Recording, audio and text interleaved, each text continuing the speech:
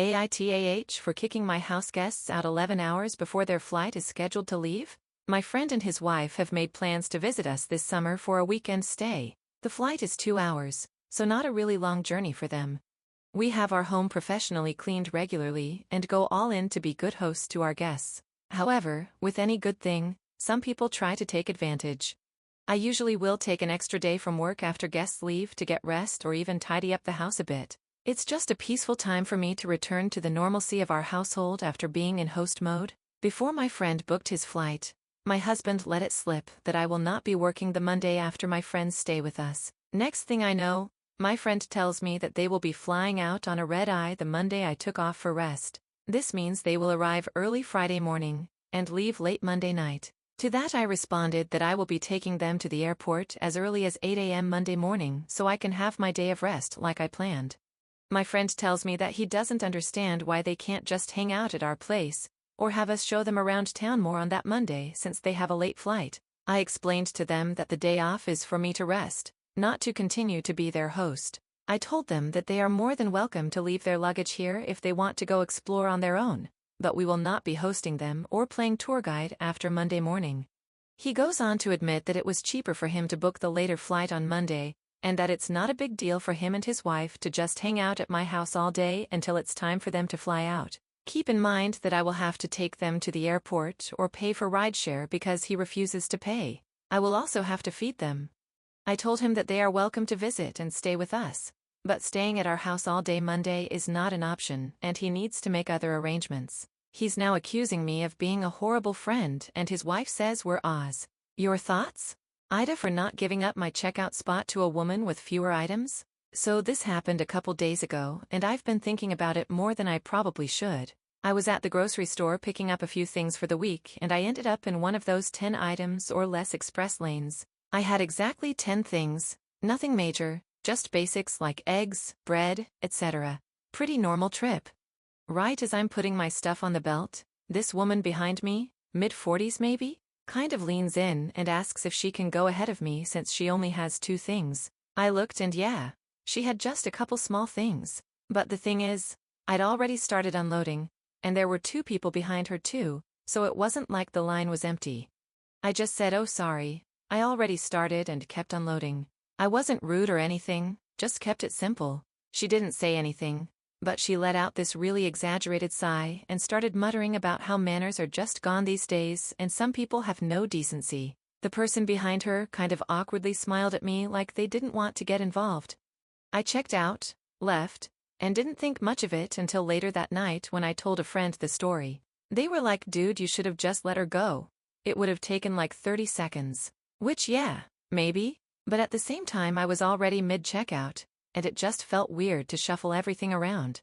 So now I'm sitting here wondering, was I really being that inconsiderate? I didn't yell, I wasn't aggressive, I just didn't want to stop mid-checkout and make it a whole thing. AITA? AITA for not letting my coworkers stay at my place even though I have the space. So I, 23F, live alone in a small 2-bedroom house. One room is mine, the other one is basically my everything room. It's my office, my closet, storage. Sometimes I just lay on the floor in there and stare at the ceiling when life sucks lol. It is not a guest room.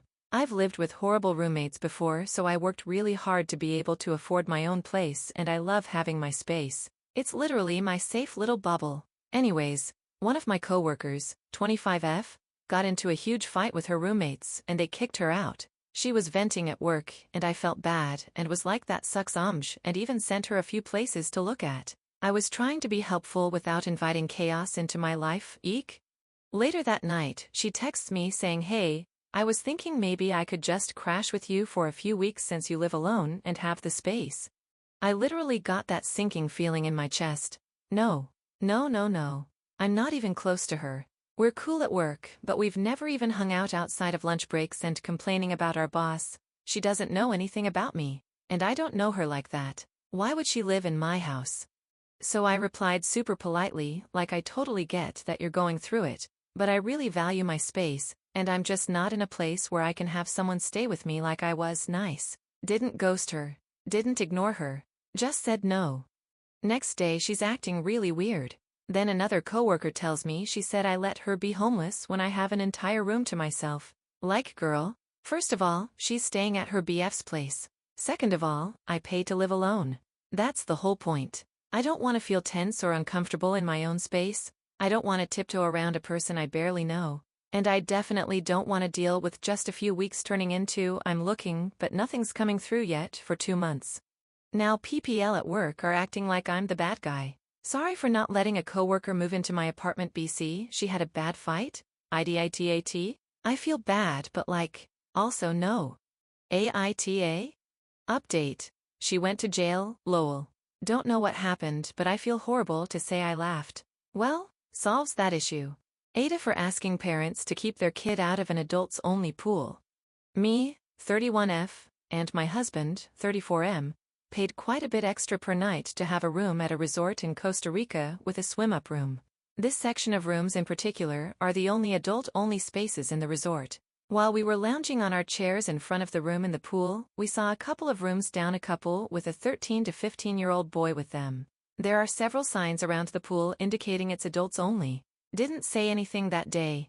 Yesterday the boy was in the adult-only pool again snorkeling in their section. He really wasn't bothering us, but it bothered me that we paid hundreds of extra per night for this space and there's 5 other pools at the resort that are kid-friendly. AITA for asking if he was 18, and when they confirmed he wasn't, I asked if we could respect the adults-only rules because of the extra cost. Top comments. At Shannara Rose. NTA, rules are rules, and especially if they reflect cost paid, they should be followed. However, that being said, I would be inclined to treat it like acts like an adult more than our UX many days old. If he's acting like an adult, not bothering anybody, I'd go with the spirit of the rule rather than its letter. Goodness knows that at 15, I would have much preferred a pool where I could just swim and not have to deal with the pool games and rambunctious laughter, and such of a pool full of kids. And the only thing that would have let on that I was not 18 was, well, pretty much nothing. People's looks don't always reflect their physical age. At employment, Lanky 9544 top 1% commenter. He really wasn't bothering us. He was a quiet teen, minding his own business. You're really going to make a fuss over that? And potentially ruin someone's vacation over it? If it was a bunch of screaming children, sure, complain. But this? Loosen up and enjoy your vacation.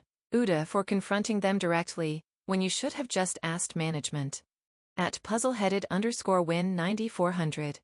NTA, however, you should have taken it directly to management BCY, was that family booked into that section to begin with? The hotel may not have even known they had the kid with them, which poses a whole other set of issues. At Organic Willow 2835. AITA, take it up with the GM of the resort or the front desk staff, not the guests. They didn't place themselves in that room, the resort placed them there. There is not a 15-16-year-old who is going to not use a pool right outside their back door just because it's labeled adults only. He sounds like he was being respectful and minding his own business, so why bother the kid and the parents? Just take it up with the resort staff if you have an issue. Leave the family alone. If he'd been yelling, jumping off the wall, or acting like a 7-year-old, that would be different, but a teen quietly swimming in the pool or laying in the pool reading is just minding their own business. AITA for not inviting my dad's partner to my micro-wedding dinner, and for not reaching out to her first to explain why. Not the whole using a throwaway to not connect this to my main. My partner and I are getting married this summer, and we've decided to essentially elope.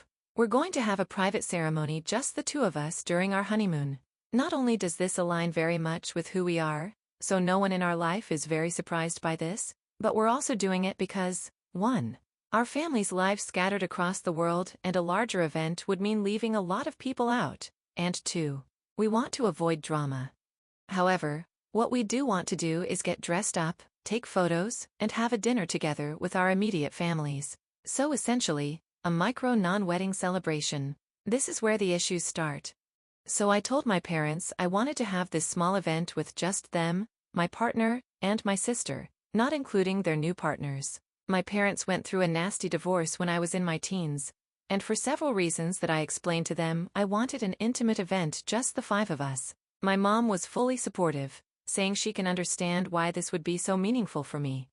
My dad understood too. But he wanted me to be the one to break the news to his partner, 54F. I didn't think I had to, because it's not like I'm calling every single other family member who isn't invited to explain this decision, but I said that if she's upset, she's more than welcome to call me and we can talk about it. His partner is very sensitive, and we've clashed a lot over the years because I don't think she's ever been fully willing to understand the nuances of coming into a family after a divorce. Their relationship started shortly after the divorce, and she tried to parent both my sister and I, who were teens/preteens, from the get-go.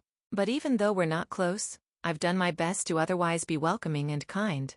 Well, now he's told her and all hell has broken loose. She's completely beside herself, and he wants me to mitigate the issue and reach out. I've reiterated that she's free to call me, if she can't possibly understand why this is about me and not her, and I can understand she's disappointed, but so is, I assume, everyone else. Then she should reach out to me. AITA for not inviting her, and for not breaking the news to her, and for refusing to be the first person to reach out here to resolve this? I can kind of see my dad's point, who says I should be extra mindful of her since she is a sensitive person who has had a hard time accepting we're not very close and takes this personally. However, at the same time, I don't think I'm responsible for her feelings or for cleaning up this mess. I also believe in the idea of my wedding, my choice,